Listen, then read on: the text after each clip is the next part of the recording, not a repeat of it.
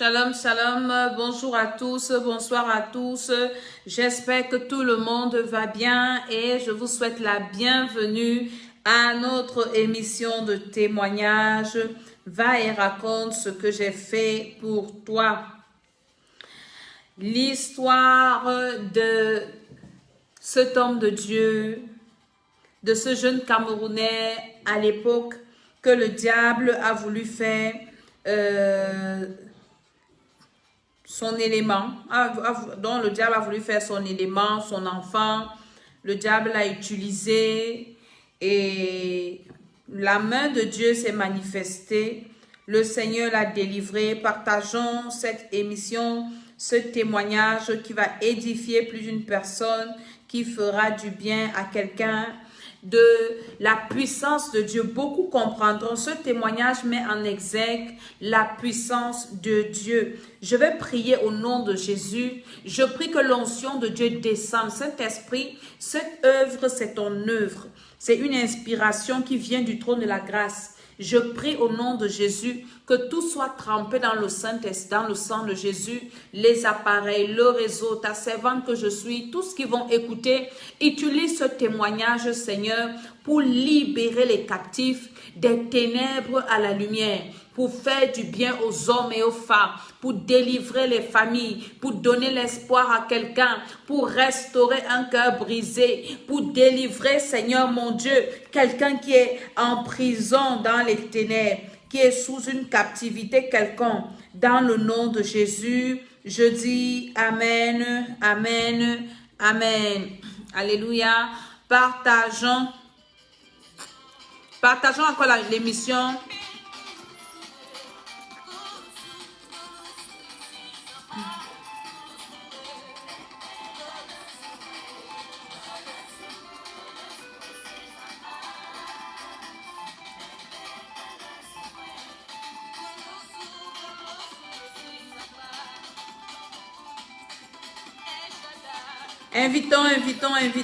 Invitons. Nous allons écouter ce témoignage encore ce soir.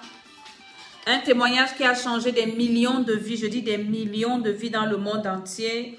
Des millions de vies sont restaurées. Des millions de vies ont rencontré Jésus-Christ de Nazareth, le Tout-Puissant, le Seigneur des Seigneurs, le Sauveur des Sauveurs. C'est Jésus-Christ de Nazareth qui a délivré son serviteur. À la première édition, je vais commencer à vous raconter le témoignage et je vous ai promis que je le ferai. Je vous raconterai par la grâce de Dieu, pas à pas, l'histoire de ce grand homme à qui le Seigneur a fait une grâce spéciale, à qui le Seigneur a fait une grâce exceptionnelle et dont nous sommes le fruit de son apostolat. Donc, je viens vous raconter cela afin que quelqu'un soit édifié, afin que quelqu'un ait la foi, afin que quelqu'un comprenne que quels que soient les problèmes qu'il peut traverser ou qu'elle peut traverser dans sa famille, là où il ou elle est né, issu, Jésus-Christ de Nazareth peut te sortir de ce problème.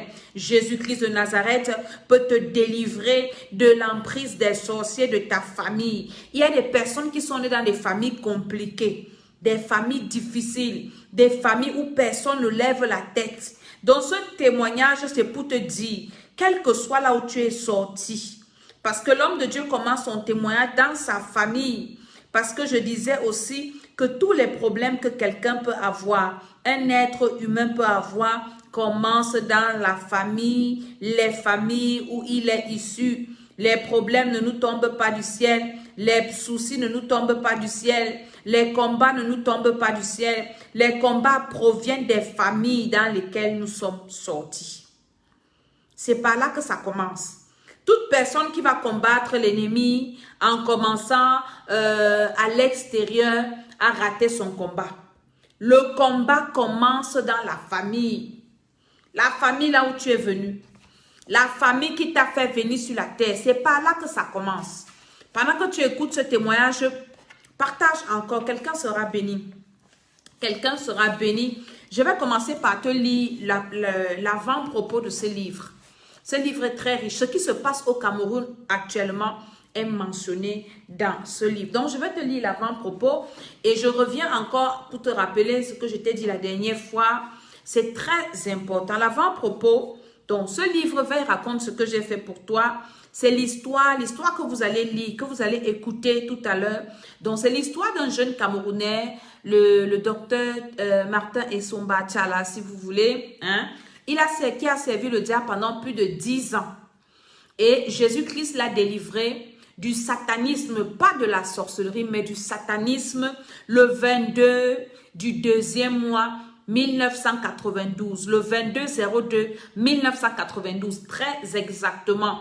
Et à cette date-là, tous les enfants du Temple des Nations, du ministère va y raconter, fête la nouvelle naissance, l'anniversaire de la nouvelle naissance de leur père spirituel. Donc, c'est en cette date-là que l'homme de Dieu a été délivré. Partage cette émission, invite quelqu'un à venir écouter. Donc, ce témoignage est l'un des témoignages les plus frappants de ce siècle. Et cet homme de Dieu, aujourd'hui, c'est quelqu'un qui a longuement fréquenté le monde des ténèbres. Dans sa jeunesse, à cette époque-là, il était encore bien jeune. Il a entré dans le satanisme très jeune. Et il y est resté. Et il a eu, je ne dirais pas la grâce, mais je dis le Seigneur a permis qu'il entre dans le cœur même de l'organisation du diable. Il a vite évolué dans cette sphère satanique-là. Il a travaillé, écoutez-moi très bien, je vais attirer l'attention de quelqu'un. Tout à l'heure, je méditais la parole de Dieu et le Seigneur m'a parlé dedans. Je vais partager avec vous.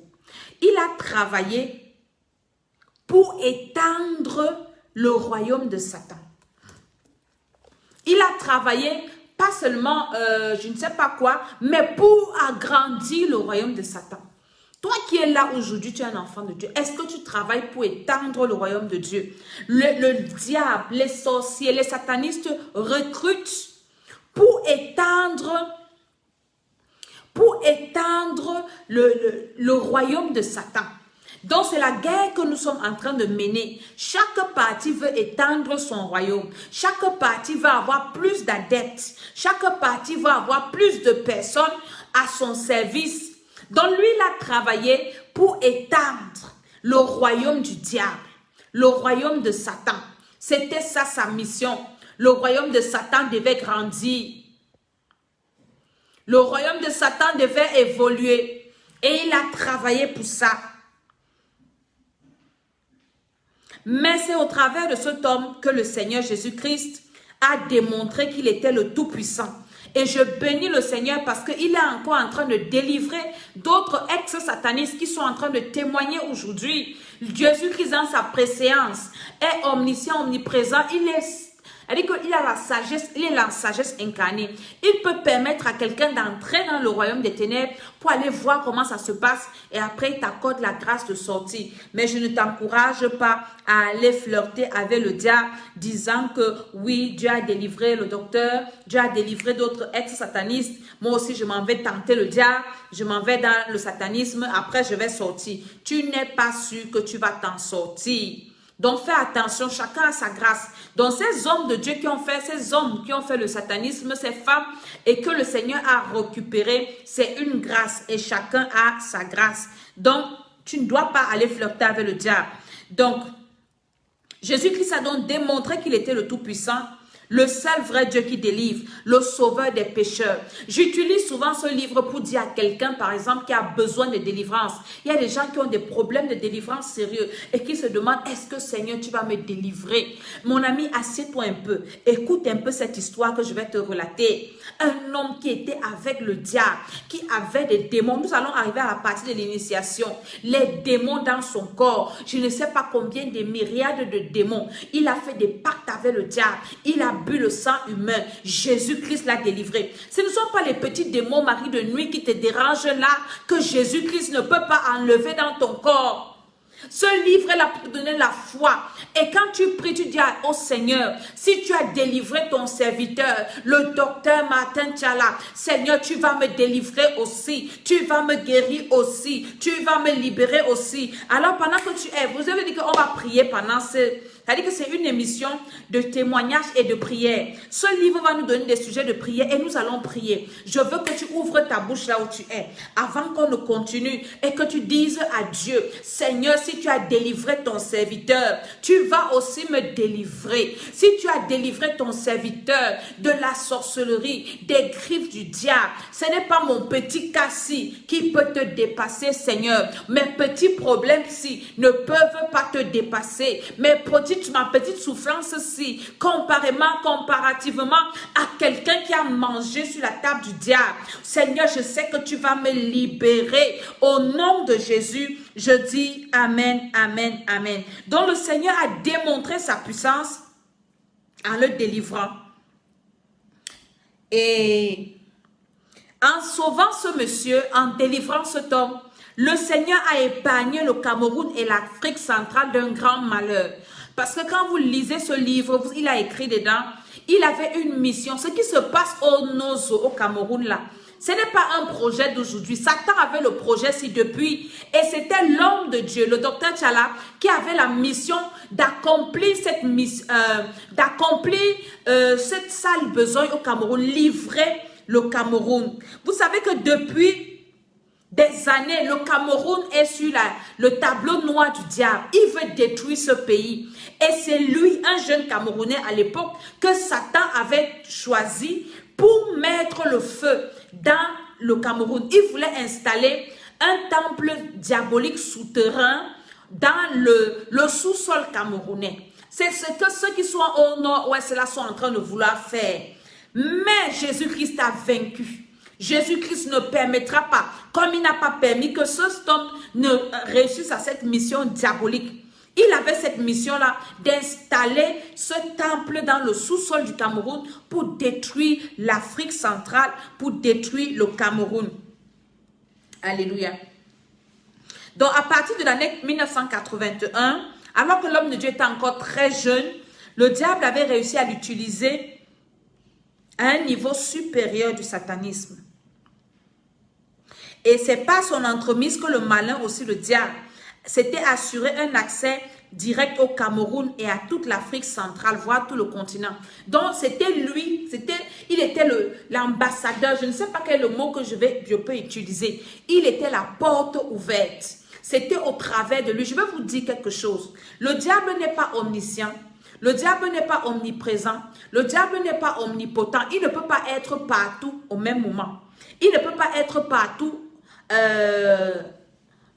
la même minute. Donc, il est obligé d'avoir des représentants. Il est obligé d'avoir des gens qui travaillent avec lui. Il est obligé d'avoir des personnes qui le suppléent. Hein? Là où il ne peut pas arriver. Pourtant, Dieu est au même moment à chaque instant. C'est ça la différence entre Dieu et le diable. Le diable, c'est une créature. Dieu, lui, c'est le créateur. Donc maintenant, le diable dont voyait le Cameroun, parce qu'à l'époque, il y avait l'église de l'homme de Dieu, Papa Feu Obaké, parce que j'avais demandé à l'homme de Dieu, parce qu'il parlait de 2 églises au Cameroun qui fatiguaient Satan. Il y avait l'église du frère Zach Fomoun, paix à son âme, parce que vraiment son âme est en paix, et l'église du feu Papa Obaké. Ces 2 églises-là traumatisaient le diable. Ces 2 églises-là étaient des églises de feu. Et à cause du feu que l'église-là allumait, par leur sanctification, par leur piété, par leur engagement avec le Seigneur, Satan n'avait pas accès au Cameroun parce qu'il y avait toujours des flammes de feu qui sortaient de ce pays-là. Et le diable réfléchissait. Il voulait détruire l'Afrique centrale. Il ne savait pas comment il devait faire pour entrer dans ce pays. Mais il fallait qu'il utilise un homme. Il fallait qu'il s'incarne dans le cœur d'un homme qui est originaire de cette nation-là. Et l'homme de Dieu, c'est lui que Satan avait utilisé. Donc, c'était lui qui était l'accès direct de Satan au Cameroun. Va et raconte ce que j'ai fait pour toi. Alléluia. Donc, le diable doit commencer à l'utiliser comme son instrument. La dernière émission, la première vidéo, je vous ai expliqué un peu qu'est-ce qui avait poussé l'homme de Dieu à entrer dans cette secte, je dirais comme ça, à côtoyer les ténèbres. Je vous ai dit que tout est parti de sa famille. Parce que je vous dis, le diable, avant d'utiliser quelqu'un, commence à regarder d'où tu viens. d'où tu viens. Il y a des féticheurs où tu vas, certains féticheurs, quand tu vas, ils te demandent le nom de ton père, le nom de ta mère, les noms de tes grands-parents. Ce n'est pas anodin, c'est pour te localiser. C'est pour savoir de quelle famille tu viens. C'est pour connaître les alliances qu'il y a dans cette famille. C'est pour connaître les malédictions qu'il y a dans cette famille. C'est pour connaître les pactes, les autels, tout ce qui a trait au monde des ténèbres. Donc, le diable a commencé dans sa famille à traumatiser les parents, à détruire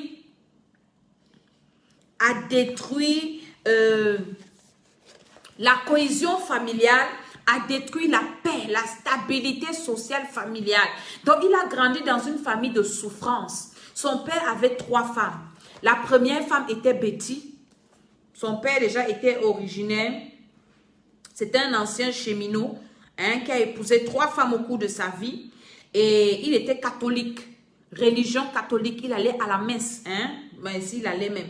Et sa mère était protestante. Ça veut dire qu'entre guillemets, ils étaient des religieux. Donc la première femme, le père, je vous ai dit papa Isomba, il avait 3 femmes. Sa première femme était Betty de la région de Ngoumou. Et il a eu 3 enfants avec la première femme, le papa Isomba, le grand-père, le père de l'homme de Dieu. Maintenant, la seconde femme était une Bassa parce qu'il travaillait dans la région des Bassa. Et il a pris une seconde femme avec qui il n'a pas pu faire d'enfants et elle est décédée. Voilà. Maintenant, la 3e femme aussi était toujours une Bassa d'Union Ekele. Et c'était la plus jeune de toutes ses épouses. Vous savez que la plus jeune est toujours la plus aimée. Et je vous ai raconté un peu la souffrance de cette jeune femme-là. Je vous fais un peu le résumé. Donc maintenant, cette femme, avec la mère de l'homme de Dieu, il a eu 13 enfants. Donc plusieurs fausses couches. Et les enfants sont morts, les autres enfants sont morts. Et la femme accouchait et elle perdait ses enfants. Et je vous ai dit que dans cette famille, c'était une famille de sorcellerie à outrance. Et les sorciers dans le village, c'était à la mode, les fausses couches étaient à la mode. Parce que le diable récolte le sang des bébés. C'est des sacrifices. Il provoque les fausses couches dans les ventres des gens, des femmes, pour récupérer le sacrifice. Et donc, cette femme était victime. Je vais parler à quelqu'un, si tu es une femme, tu es en train de m'écouter et tu es victime des fausses couches. Je vais te dire comment est-ce que tu vas prier. À partir d'aujourd'hui, lève-toi, dis Seigneur, au nom de Jésus-Christ, Satan ne va plus boire le sang de mes enfants. Parce que faire une fausse couche, c'est nourrir le diable. Le diable boit le sang des enfants qui sortent de toi. C'est ça les fausses couches.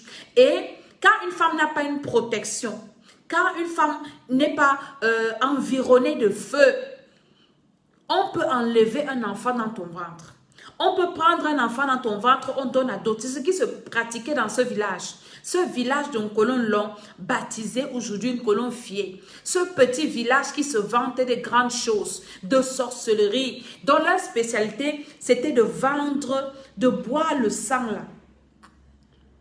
Et je vous ai expliqué la dernière fois comment est-ce qu'on initiait les petits-enfants à la sorcellerie. Dès que l'enfant naît, il y avait des patriarches qui venaient tester les enfants s'ils avaient les yeux ouverts, si ces enfants étaient initiés.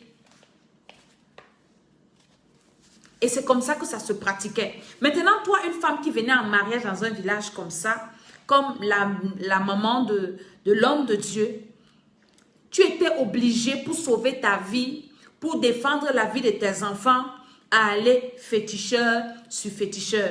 Et cette femme a passé son temps à aller féticheur sur féticheur, féticheur sur féticheur, pour se protéger de la sorcellerie. Pour se protéger de la sorcellerie. Pourtant, ces gens-là allaient à l'église. Je vais dire à quelqu'un que ce n'est pas parce que quelqu'un part à l'église que la personne-là est bien. Ces gens-ci partaient à l'église. Ces gens-ci, tous les dimanches, partaient prendre la communion. Ces gens-ci faisaient le chapelet. Mais, sorciers, dans la nuit, ils buvaient le sang, ils mangeaient la chair. Jésus a dit, vous les reconnaîtrez à leurs fruits. Ils transmettaient la sorcellerie à leurs enfants de génération en génération. La méchanceté, la sorcellerie. Et c'est comme ça que les jeunes mouraient dans le village. Tout le monde mourait. Donc c'était la guerre en fait. Dans le monde des ténèbres, c'est le plus fort. C'est la loi du plus fort. Le plus fort mange le plus faible. La loi du plus fort est toujours la meilleure. Et il y avait des morts mystérieuses. L'homme de Dieu raconte dans son livre. Des morts mystérieuses frappaient les familles, les plus jeunes jusqu'aux plus âgés, sans distinction. Dans leur famille, il y a eu 10 morts mystérieuses. Les grossesses interrompues avant leur terme, dont des fausses couches. Et les autres enfants de son père étaient morts comme ça. Il y en a qui sont morts grands. Il y en a qui sont morts petits. Donc l'homme de Dieu a vécu dans ça en fait. Pour eux, la mort c'était, je ne sais pas. Les gens mouraient comme ça. Parce que la sorcellerie. Et les sorciers ne se cachaient pas. Les sorciers, ils disaient, ils parlaient. Quand ils finissent de tuer ton enfant, ils viennent te dire, on a mangé ton enfant. Imaginez un peu le traumatisme. Voilà. Ils finissent de tuer et ils viennent encore se vanter. C'est nous qui avons tué tel. C'est nous qui avons mangé tel. Les petits, les grands, tu finis d'accoucher ton enfant avec peine dans les villages comme ça. Il n'y a même pas d'assistance, la pauvreté. Tu te bats pour élever un enfant peut-être jusqu'à 10 ans, 11 ans. Et puis les sorciers les mangent comme ça. Donc il a vu ses frères mourir. Il a vu ses soeurs mourir. Il a vu ses cousins mourir. Et dans ce livre, il raconte l'histoire d'une de ses cousines qui est morte mystérieusement. Et quand il raconte ça, même jusqu'à présent, il a des larmes aux yeux. Parce qu'il dit avec ses petits yeux d'enfant, c'était un théâtre tragique. Et c'était une cousine avec qui il s'entendait. Il dit, il ne comprend pas. Il était choqué. Et quand il avait demandé, mais qu'est-ce que veut dire la mort? On lui a dit, c'est que tu ne la verras plus jamais. Donc c'est tout ça qui a aiguisé sa haine. Et comme ça ne suffisait pas, les gars venaient encore se vanter. Ils venaient se vanter. Et ces sorciers avec des porte-paroles.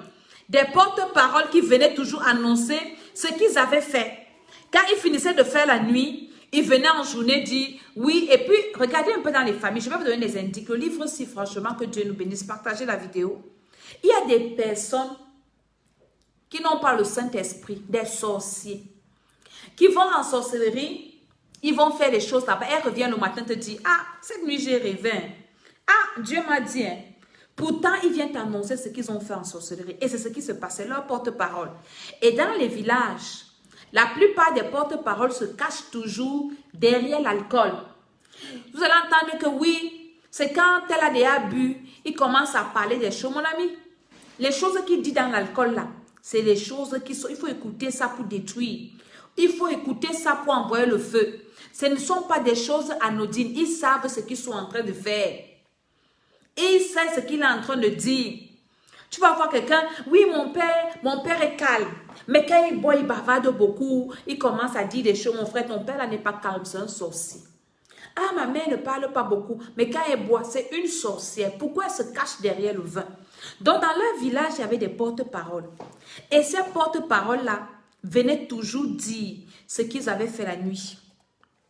En journée, ils passent comme ça devant ta maison. Ils viennent vous annoncer ce qui va arriver. Hey, comme tu vois là, tu sais qu'on t'a vendu. On a mangé ton enfant.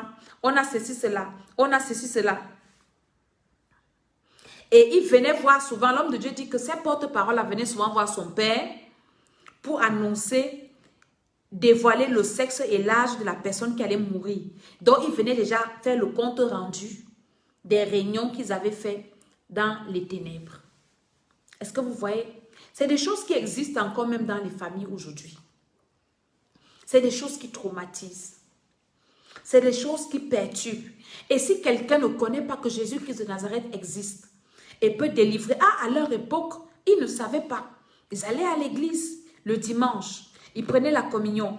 Ils partaient avec les eaux bénites et tout ce que vous pouvez imaginer. Mais ils étaient toujours victimes de ce genre de choses. De ce genre de choses. Et il dit dans son livre qu'il n'y avait que leur famille qui était ainsi attaquée. Vous pensez que le diable attaque les gens pour rien? Satan savait que dans cette famille, la lumière de Dieu devait sortir pour ce village, pour cette région, pour ce pays, pour le monde entier. Et il fallait tuer tous les enfants. Parce que dans le monde des ténèbres, quand Jésus devait arriver, les mages avaient vu son étoile, non? Les mages ont commencé à poursuivre qu'il y a un roi qui va naître quelque part jusqu'à arriver là où il y avait Jésus. Donc dans le village, là, certainement les gars, les sorciers, avait déjà détecté que il y a quelqu'un que Dieu va utiliser qui a une forte étoile qui va naître dans ce village. Il y a quelqu'un qui a une forte étoile qui va naître. Alors il faut qu'on les extermine. Et c'est pour ça donc que la foudre des sorciers s'était abattue sur cette famille. La foudre des sorciers s'était déclenchée contre cette famille. Il fallait détruire cette famille à tout prix. Parce qu'on ne savait pas qui exactement Dieu devait utiliser. Mais il fallait détruire tout le monde. Il fallait tuer tous les enfants. Et c'est comme ça qu'ils ont donc commencé à tuer. Par la sorcellerie qui était pratiquée de manière intense et féroce. Un village où il était dangereux de sortir même la nuit. Dès que la nuit tombe déjà, chacun s'enfermait dans sa maison. Parce que les sorciers attendaient leurs victimes dans le bosquet. Il y avait un bosquet là. Donc dès que tu passais là seul, les sorciers te détruisent. Soit tu voyais un gros serpent qui te barrait la route, soit tu voyais des apparitions bizarres et après tu devais mourir. Alléluia. Donc maintenant, quelles sont les pratiques que ces sorciers utilisaient dans ce village? Je suis en train de vous raconter la base. Qu'est-ce qui a poussé l'homme de Dieu à se retrouver? Comment est-ce qu'il a fait pour se retrouver dans le satanisme? Il n'est pas tombé du ciel, bim, là-dedans. Non, il y a toujours un fondement. Le fondement de sa famille, la sorcellerie. Je dis, quand tu as une famille de sorcellerie, ils vont seulement te diriger vers les mauvaises personnes. Il y a beaucoup de personnes qui se posent les questions. Ah, pourquoi moi je fais seulement les mauvaises rencontres? Pourquoi moi je rencontre seulement les sorciers? Pourquoi moi je rencontre seulement des gens qui viennent pour m'exploiter? Pourquoi je rencontre seulement des gens qui viennent pour me détruire? Examine les fondements des familles dont tu es issu. Si tu es issu d'une famille comme ça, si tu ne reçois pas Jésus-Christ comme ton Seigneur et Sauveur, si tu ne te lèves pas pour prier, pour détruire ces fondements, pour te déconnecter, tu penses que tu peux rencontrer de bonnes personnes, tu ne peux pas épouser une bonne femme, tu ne peux pas épouser un bon mari, tu ne pourras rien faire de bon parce que la sorcellerie de ta famille te combat. Ça commence par te combattre où que tu seras, dans tout ce que tu feras. Cette sorcellerie va te combattre parce que surtout s'ils se sont assis et ils ont décrété que dans ce village, personne ne va lever la tête. Toi, quel que soit ce que tu vas faire, n'eût été la présence de Dieu, la grâce de Dieu, la puissance de Jésus, tu ne peux rien devenir, tu ne peux pas lever la tête. Donc maintenant, dans ce village, pour détruire les gens, ils avaient des pratiques, des armes qu'ils utilisaient. Il y avait une arme, l'empoisonnement des personnes. Empoisonnement physique, empoisonnement spirituel. Donc, il y avait des spécialistes. Je me souviens, il y a un sorcier qui vient de décéder ces jours-ci, il y a quelques années. Lui, sa spécialité, c'était le poison. Et il y a beaucoup de femmes dans ce village qui m'ont dit, à moi personnellement, qu'elles ont, pas qu'ils m'ont dit, elles ont perdu des enfants de suite d'empoisonnement de ce monsieur. Donc, ils utilisaient beaucoup l'empoisonnement dans la nourriture, dans les boissons. Faites attention. Faites attention. Jusqu'à présent, le diable continue à empoisonner. On peut empoisonner, on empoisonne les gens par les micros, par les ventilateurs, par les climatiseurs. Le diable utilise l'empoisonnement. Et l'empoisonnement, c'est un envoûtement direct. Et c'était pas de poison là, mais un poison direct. Dès qu'on te donne ça, dès que tu respires ça, tu manges ça, tu bois ça, tu es foutu. Donc, ils utilisaient le poison dans ce village. Je pense que jusqu'à présent, pour ceux qui n'ont pas encore le Seigneur, c'est le poison. Et beaucoup ont perdu des enfants de suite d'empoisonnement. Beaucoup. Plusieurs jeunes ont trouvé la mort. Et c'était un poison violent. Tu ne pouvais pas résister plus de 2 jours. Dès que tu étais en contact avec, c'était fini. Le poison. Jésus-Christ a dit dans sa parole qu'un enfant de Dieu, là, même si tu bois un breuvage mortel et que tu ne connais pas, il te protège. Le poison. Nous devons prier en cette fin d'année que le Seigneur nous éloigne du poison. Le poison. Les poisons mystiques. Dans les rêves. La nourriture que tu manges dans les rêves, c'est des poisons mystiques qu'on vient te donner. Peut-être tu vas me dire, non, moi je ne mange pas chez les gens. Moi je ne pars pas chez les gens. Moi je ne cherche pas les gens. Mais tu manges dans les rêves. Tous les jours, tu es empoisonné. On peut venir, il y a des gens qui font des rêves, hein, où on t'injecte des choses. C'est des poisons. C'est des poisons. Tu dois prier le Seigneur qui te préserve de tout poison que tu as déjà ingéré. Tout poison physique, tout poison spirituel, que ce soit toi, que ce soit tes enfants, que le Seigneur te garde. Au nom de Jésus-Christ de Nazareth. Donc, il y avait ce poison-là qu'ils utilisaient beaucoup. Et il y avait aussi maintenant des invocations occultes et d'autres sortilèges. Hein? Des sorts lancés, des flèches, des pièges, la foudre, les couches, les maris de nuit. Voilà les choses qu'ils utilisaient pour détruire les gens. Les maris de nuit, les envoûtements par la poussière. Hein? Quand on fait des incantations dans la poussière, on souffle ça, ça vient te trouver chez toi. Vous connaissez nos villages d'Afrique, la poussière, c'est partout, même en ville. Hein? Des envoûtements par la poussière, envoûtements par le sac. On récupère les domaines de ta vie et on enferme ça dans un sac et on détruit. C'est-à-dire que pendant que tu cherches ton argent, quelqu'un a mis ça dans le sac. Un organe de ton corps, on met dans le sac. Et il y avait aussi le con. Le con, c'est des gens qui vendent des âmes à Satan. C'est comme dans d'autres tribus, on appelle le Famla chez nous au Cameroun. Donc on te sacrifie, des sacrifices humains, mais de façon subtile. De façon subtile. Et il y avait aussi beaucoup de totems. Ils utilisaient beaucoup de totems dans ce village. Je suis en train de vous faire la description du village où l'homme de Dieu est né. Et toutes ces choses-là ont concouru à son initiation à la sorcellerie, au satanisme. Il avait déjà la semence de la sorcellerie. Il avait déjà des liens de sorcellerie. Il avait déjà un héritage de sorcellerie en lui. Je vais parler à une femme. Nous allons faire le programme des foyers et tout ça. Et un homme. Tu es sorti d'une famille comme ça. Tu vas aller te marier. Tu dois connaître l'histoire de ta famille d'abord. Et de la famille où tu vas partir. Tu dois connaître l'histoire. Parce que sinon, les problèmes que tu vas aller vivre là-bas, si Dieu n'est pas avec toi, tu vas mourir. Tu dois savoir, connaître l'histoire de ta famille, tes grands-parents. Comme je suis en train de vous détailler l'histoire de la famille de l'homme de Dieu, lui-même il a détaillé ça dans son livre. Et c'est un livre de délivrance très important. Tu dois connaître l'histoire de ta famille pour aller étape par étape pour ta libération. Aujourd'hui, tu cherches la délivrance, tu as beaucoup de problèmes, tu as trop d'oppression, ta vie ne donne pas, ta vie n'avance pas. Mais est-ce que tu t'es assis, est-ce que tu t'es assise pour connaître l'histoire de ta famille, tes origines, tu sors d'où? Qui t'a engendré? Des ancêtres étaient comment? Ils adoraient quel Dieu? Qu'est-ce qu'ils faisaient? Qu'est-ce qu'ils pratiquaient? Tu dois connaître. Peut-être tu es dans une famille comme ça, on a passé le temps à empoisonner, ton grand-père empoisonnait les enfants des autres. Tu as du sang sur les mains qui te réclame. Tu as du sang qui crie contre toi. Tu as des esprits qui te poursuivent. Tu dois connaître pour arranger ta vie avec le Seigneur. Et si tu pars en mariage dans un village comme ça, tu dois savoir à qui t'en prendre. Tu dois connaître qui sont tes ennemis, les fondements, l'origine de la famille où tu es parti en mariage et tu vas aller faire les enfants là-bas. Aujourd'hui, tu te plains seulement que tu as des problèmes. Est-ce que tu as pris la peine d'identifier tout ce que je suis en train de te révéler ici? Les totems qu'on utilise dans ces villages.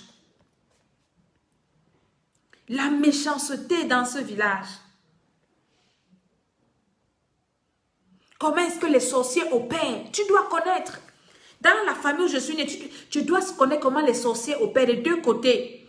Dans la famille où je pars en mariage, tu dois savoir. S'il n'y a personne pour te dire, le Saint-Esprit est là pour te dire comment les sorciers opèrent. Tu sais que dans cette famille-ci, c'est le poison. Dans cette famille-ci, c'est le serpent. Dans cette famille-ci, c'est la panthère. Dans cette famille-ci, ce sont les esprits des eaux. Tu dois connaître ça. Sinon, comment est-ce que tu vas t'en sortir? Comment est-ce que tu vas combattre? Comment est-ce que tu vas prier? Ils vont te détruire. Ils vont détruire tes enfants. Ils vont détruire ton mariage. Ton mariage sera seulement souffrance sur souffrance. Tu dois savoir, s'il y a une parole de malédiction qui plane. Je vous ai dit la dernière fois que le grand-père Le père de papa Essomba l'avait maudit parce qu'il avait couché avec sa femme. Et son père lui a dit, tu reviendras tel que tu es parti. Dans cette parole-là, quand tu pars dans une famille, tu dois savoir les paroles qui ont été déclarées. Parce que toi, tu vas aller te battre avec toute ta bonne volonté. Je me suis mariée, je viens faire ma vie avec mon mari, avec ma femme. Mais il y a une parole de malédiction qui plane sur ta tête. Tu vas te rendre compte que tu te bats. Tu te bats, tu fais tout ce qui est en ton pouvoir pour t'en sortir. Tu fais tout ce qui est en ton pouvoir pour qu'il y ait la paix. Mais tu ne connais pas qu'il y a une parole qui a été déclarée que dans cette famille, personne ne va lever la tête. Donc c'est important de connaître. Jésus a dit, Dieu a dit dans sa parole, et Osée 6,4 peut-être, ou 4,6, quelque chose comme ça. Mon peuple périt parce qu'il lui manque la connaissance. Tu dois connaître d'où tu viens. Tu dois connaître là où tu pars mettre ta tête. Là où ton enfant part se marier. Là où ta fille part en mariage. Tu dois connaître. Je vais prendre le temps de vous expliquer toutes ces choses-ci. Parce que vous devez avoir cette connaissance. Vous devez avoir, parce que je ne vais pas seulement venir vous raconter, oui, il a mangé, il a bu le sang, il a tué. Non, ce témoignage est là pour nous édifier. Donc, je vais entrer dans les détails pour t'édifier par ce témoignage. Pour t'édifier. Gloire au Seigneur Jésus-Christ de Nazareth. Donc, maintenant, dans ce village-là, il y avait l'empoisonnement. Je vous ai dit, il y avait le con, dont la victime était livrée à Satan, je vous ai dit déjà. Donc, on te sacrifie dans les ténèbres et après, on va boire ton sang.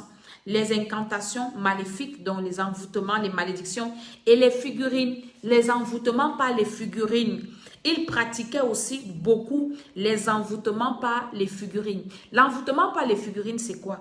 C'est un envoûtement sur la base de quelque chose qui te représente. C'est un envoûtement sur la base peut-être d'un de tes habits. C'est ça qu'on appelle envoûtement par les figurines. On prend ton habit et on t'envoûte avec. On prend tes cheveux, on t'envoûte avec. On prend même les arrêts de poisson que tu as mangés, les restes de nourriture. Ils venaient regarder les poubelles des gens, récupérer là où tu as sucé à ta salive. Quelqu'un récupère ça pour t'envoûter. Donc, dans ce village, ils utilisaient l'envoûtement par les figurines.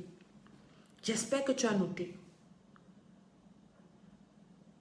Quelqu'un prend ce qui te représente, ta photo, ou bien il écrit ton nom sur un papier. C'est ça l'envoûtement par les figurines. L'envoûtement par les figurines. Quelqu'un va venir, oui, donne-moi un peu tes chaussures que tu ne portes plus. Toi, tu ne connais pas Dieu, tu prends, prends ça, c'est même des vieilles chaussures, je fais quoi avec? Il prend. Je me souviens au Cameroun, il y avait une émission, un feuilleton qu'on appelait, je ne sais plus quoi. Et dans ce feuilleton, il y avait un sorcier. Je ne sais pas comment il s'appelait. Et le sorcier là, avait envoûté, il tuait les gens dans le village, c'était un sorcier. Et il prenait les chaussures des gens, il raclait à l'intérieur. Je me souviens bien, j'étais encore petite. Il prend le couteau, il racle à l'intérieur et c'est avec ça qu'il faisait des incantations. Et dès qu'il a fait ça, il t'a tué. Envoûtement par les figurines. Tu as donné ta photo à qui? Bon, je ne peux même pas dire parce que sur les réseaux sociaux, il y a les photos. Ton habit, tes habits que tu partages aux gens là. Est-ce que tu prends la peine de prier dessus? Est-ce que tu prends la peine d'invoquer le sang de Jésus sur ses habits? Est-ce que tu prends la peine d'effacer ton ADN dessus avec le sang de Jésus? Est-ce que tu prends la peine de détruire tout envoûtement que quiconque pourra passer par ton habit, la saleté de ton corps, tes poils, tes cheveux, ta sueur, ton argent, je ne sais pas quoi encore. Tu peux donner quelque chose à quelqu'un, la personne prend ça pour te nuire. Quelqu'un va te demander le sel. Ah oui, donne, voilà, Esola. Merci, il y avait Esola. Et il y avait aussi un feuilleton où le musicien Otto Marcelin jouait. C'était ça. Le balai, voilà. Quelqu'un peut te détruire même avec le balai. C'est ça l'envoûtement par les figurines. Je suis en train de vous détailler les types d'envoûtement qu'ils pratiquaient dans leur famille. Toi, qu'est-ce qu'on pratique comme envoûtement dans ta famille? Tu dois connaître. La terre n'est pas simple. La vie n'est pas simple. Tu dois connaître. Qu'est-ce qu'on pratique dans ta famille? Vous allez nous dire que les églises de réveil divisent les familles. Ces églises-là qui divisent les familles, quelle qualité de famille? Des familles de sorcellerie. Tu dois connaître. Les sorciers qui disent ça parce que quand tu reçois Jésus, le Saint-Esprit ouvre tes yeux. L'étoile nous dit, c'est pas l'étoile nous dit. Le Saint-Esprit ouvre tes yeux et tu commences à distinguer, à voir ce qui se passe à côté de toi, ce qui se passe autour de toi. Les sorciers sont exposés. Et ils vont dire que non, dans les églises là, on divise les familles. Quelle famille on divise? Tu dois connaître. Ma prière, c'est que Dieu t'ouvre les yeux, que tu connaisses ta famille, là où tu es venu, les pratiques qu'ils font là-bas, les envoûtements qu'ils pratiquent, les dieux qu'ils adorent, les hôtels qui sont bâtis. Pour être libre, il faut que tu connaisses. On n'est pas libre dans l'ignorance. Donc, ils pratiquaient l'envoûtement par les figurines. L'envoûtement par les figurines peut aussi être quelqu'un prend une poupée et il invoque ton esprit sur la poupée et on te tue, ou bien sur un animal. Donc ça, c'est l'envoûtement par les figurines. C'est ça qu'ils utilisaient. Beaucoup, beaucoup, beaucoup. Donc, l'homme de Dieu dit dans son livre que sa petite sœur, elle est toujours en vie jusqu'à présent, a été victime de plusieurs incantations maléfiques. Donc, certainement, elle était très malade. Et on les soignait chez les féticheurs. Et les guérisseurs dans le coin récoltaient les bénéfices financiers parce que pour fuir la sorcellerie, il fallait aller se blinder, il fallait aller se laver. Alors que les féticheurs sont les complices des sorciers. Vous voyez le cercle vicieux. Donc, les frais de traitement variaient de 15 000 francs CFA à 80 000 francs CFA. 15 000 francs, c'est environ 20 euros. Un peu plus de 20 euros. Mais à l'époque, dans un village comme ça, 15 000, c'est beaucoup d'argent. 80 000, alors, c'est énorme. C'est plus de 100 euros. Imaginez donc des villageois qui n'ont pas de source de revenus, des villageois comme ça, qui devaient chercher l'argent pour se soigner pour fuir la sorcellerie.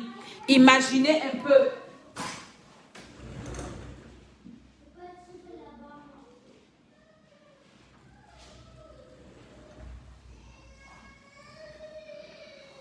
Imaginez un peu. Imaginez un peu. Imaginez un peu. Imaginez un peu. Mais quand on dit à quelqu'un que tu vas mourir, même s'il faut aller voler l'argent, la personne va aller voler parce que je ne veux pas mourir. La personne va aller voler parce que le diable. Mais aujourd'hui à l'église, on vient nous dire, oui, vous escroquez les gens. Pourtant, nous prions pour que Dieu vous délivre. Des choses comme ça. Le Seigneur est en train de vous libérer. Mais vous voyez des villageois qui sont prêts à tout pour trouver l'argent parce qu'ils ont peur de la mort. Donc les féticheurs étaient là. Ils partaient sacrifier les chèvres, les porcs, les poulets. Et chacun avait son féticheur. Et c'est comme ça que les féticheurs couchaient avec les gens. Les filles partaient en mariage chez le féticheur parce que le féticheur à l'époque était Dieu. C'était leur Dieu qui les protégeait. Monsieur les féticheurs. Ça, c'est l'histoire de la famille de l'homme de Dieu. Que je suis en train de vous détailler comme ça.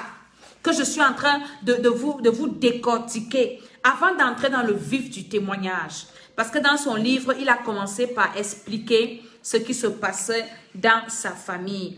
Bien aimé, je vais m'arrêter là aujourd'hui. Et je vais parler à quelqu'un. La prochaine émission, nous allons directement entrer dans l'entrée dans le monde des ténèbres. C'est le chapitre 2. Donc là, nous avons fait l'avant-propos, nous avons fait le chapitre 1. Et est-ce que quelqu'un se reconnaît dans ce que je suis en train de dire? Est-ce que quelqu'un a déjà pris la peine de savoir d'où est-ce qu'il se trouve? Quand tu vas commencer à dire, Seigneur, ouvre-moi les yeux sur ma famille, tu vas voir des choses. Tu vas voir des choses. Tu vas voir des choses. Parfois, tu auras peur. Mais tu dois connaître ça. Pour te lever dans la prière, tu dois d'abord recevoir Jésus-Christ de Nazareth. Parce que c'est Jésus qui est l'acteur principal dans ce livre. C'est Jésus qui a défié Satan. Il a délivré l'homme de Dieu de là où il ne pouvait pas s'en sortir. Ce village-là ne pouvait pas imaginer qu'un jour, la lumière de Dieu allait arriver là-bas. C'était un village vautré dans les ténèbres, comme ta famille, comme toi qui m'écoutes. Reçois Jésus-Christ de Nazareth. C'est très important. Il va te délivrer. Il va te restaurer. Reçois Jésus-Christ comme ton Seigneur et Sauveur personnel. Il te fera du bien. Reçois Jésus-Christ comme ton Seigneur et Sauveur personnel. Et il va accomplir ce qu'il a fait dans la vie de cet homme de Dieu. Connecte-toi à ce témoignage. Dis Seigneur, si tu as délivré une famille, tu as délivré ton serviteur, tu as gardé ton serviteur en vie, même si dans ma famille, on dit que les gens n'atteignent pas 50 ans, je me connecte à ce témoignage. Je ne vais pas mourir. Moi aussi, je vais témoigner. Est-ce que tu es là pour prier avec moi? Pour dire Seigneur, je me connecte à ce témoignage. Comme tu as protégé ton serviteur dans la fosse aux lions, parce qu'il vivait dans la fosse aux lions dans ce village. Tu as protégé ton serviteur. Seigneur, protège-moi aussi. Moi aussi, je vais témoigner au nom de Jésus-Christ. Quelle que soit la sorcellerie de la famille là où je suis venue, ou bien là où je suis allée en mariage. Seigneur, tu vas me protéger. Protège-moi, protège mes enfants. Au nom de Jésus-Christ de Nazareth, par l'autorité de Jésus, ce qui est arrivé aux autres ne va pas m'arriver. Ce qui est arrivé aux femmes, ce qui arrive aux jeunes, ce qui arrive aux enfants ne va pas m'arriver. Seigneur, protège-moi. Je me connecte à ce témoignage de délivrance. Oui, délivre-moi, Seigneur. Au nom de Jésus, je dis Amen, Amen, Amen. Je suis la servante de Dieu, Mama Tsala. Pour vous relater ce témoignage, nous allons aller dans les profondeurs. Ce témoignage est très, très édifiant, très important et beaucoup de personnes ont reçu la délivrance seulement en écoutant ce témoignage, en lisant ce livre. Le Saint-Esprit les a délivrés dans le nom de Jésus-Christ de Nazareth. Donc, nous allons continuer. Ça, c'était la deuxième édition. Nous allons continuer comme ça. Et pour ceux qui veulent se procurer le livre, mon numéro WhatsApp est là. Contactez-moi. Sur Amazon, il y a des pirates. L'éditeur avait piraté le livre et lui, il a commencé à vendre. Vous voyez comment les gens sont malhonnêtes. Si vous achetez ça, vous êtes maudits comme lui.